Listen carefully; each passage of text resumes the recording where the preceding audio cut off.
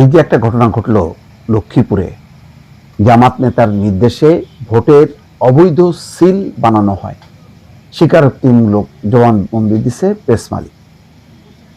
চিন্তা করছেন তাহলে এরকম সিল এই একটা বিচ্ছিন্ন ঘটনা এটা, নাকি অনেক ঘটনা আছে যেগুলি ধরা পড়ছে না? এটা পরিকল্পিত না বিচ্ছিন্ন ঘটনা?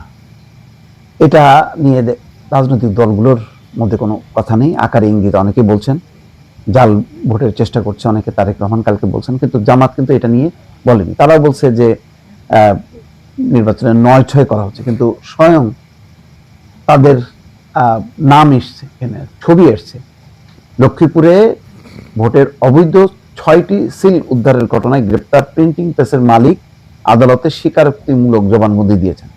অবৈধ সিল তৈরির নির্দেশদাতার নাম প্রকাশ করেছেন জবানবন্দিতে। বুধবার বিকালে তিনি ফৌজদারি কার্যবিধির ১৬৪ ধারায় স্বীকারোক্তিমূলক এই জবানবন্দি দেন। আসামি ওই প্রেসের মালিকের নাম সোহেল রানা, বয়স ৪০, সদর উপজেলার টুংচর ইউনিয়নের বাসিন্দা তিনি। সোহেল রানা মার ইয়ার প্রেসের স্বত্বাধিকারী। লক্ষ্মীপুর থানা সদর মডেল থানার ওসি এটা নিশ্চিত করেছেন। তিনি বলছেন, জামাত ইসলামীর নেতা সৌরভ হোসেন ওরফে শরীফের নির্দেশে এসব সিল তৈরি করা হয়েছে বলে সোহেল রানা আদালতে জানিয়েছেন। গত ৩০শে জানুয়ারি তার হোয়াটসঅ্যাপে সিলগুলো তৈরির অর্ডার করেন শরীফ, এরপর তিনি সিলগুলো বানান। এর আগে গত মঙ্গলবার বিকেলে শহরের পুরনো আদালত রোডের মারাইয়াম প্রেস থেকে ভোটের ব্যবহারের জন্য অবৈধ ৬টি সিল, একটি কম্পিউটার, একটি মুঠোফোন সহ সোহেল রানাকে গ্রেপ্তার করা হয়। তাহলে এই সিলগুলি কি হয়েছে? মানে ব্যালটে মারার জন্য। ব্যালট কি তাহলে এরকম ছাপানো আছে কোথাও কোথাও? মানে শুধু তো সিল হলো না, সিলটা কেন ব্যালট পেপারে মারার জন্য? তাহলে ব্যালট পেপারগুলি কোথায়, কার কাছে, সেগুলির হদিশ কোথায়? নকল ব্যালট পেপার নাকি আসল ব্যালট পেপার? এটা নিয়ে একটা বিস্তৃত তদন্ত কথা কোনো শুনছি না। আজকে কোনো গণমাধ্যমে আমি দেখলাম না, এই একটা দুইটা গতকালকের পত্রিকায় যা এসছে, কিন্তু বিস্তৃত ভাবে কিন্তু তদন্ত চলছে না।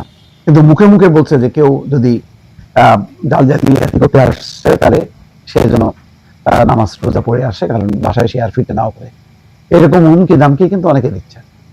কিন্তু ঘটনা ধরা পড়ার পর এই সূত্র ধরে আরো কোথাও কোথাও হচ্ছে কিনা তার কিন্তু বিস্তারিত তথ্য পাওয়া যাচ্ছে না।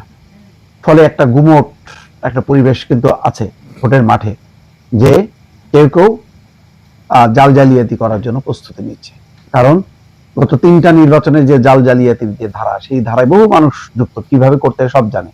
এখন ভোটের মাঠে ওই শক্তিগুলোকে কারা ব্যবহার করছে, কিভাবে ব্যবহার করছে, সেগুলোকে চিহ্নিত করা দরকার কিনা, এটা নিয়ে সিরিয়াস কোনো উদ্যোগ আয়োজন আছে কিনা নির্বাচন কমিশনের বোঝা যাচ্ছে না। সবাই চেপে যাচ্ছে। কেন চেপে যাচ্ছে তার কোনো কারণ নেই। অথচ ভালো নির্বাচন করতে গেলে এই ধরনের ঘটনাগুলো যদি খুব দ্রুত বেগে নিয়ন্ত্রণ করা না যায়, তাহলে পরিস্থিতি কি হবে দর্শক?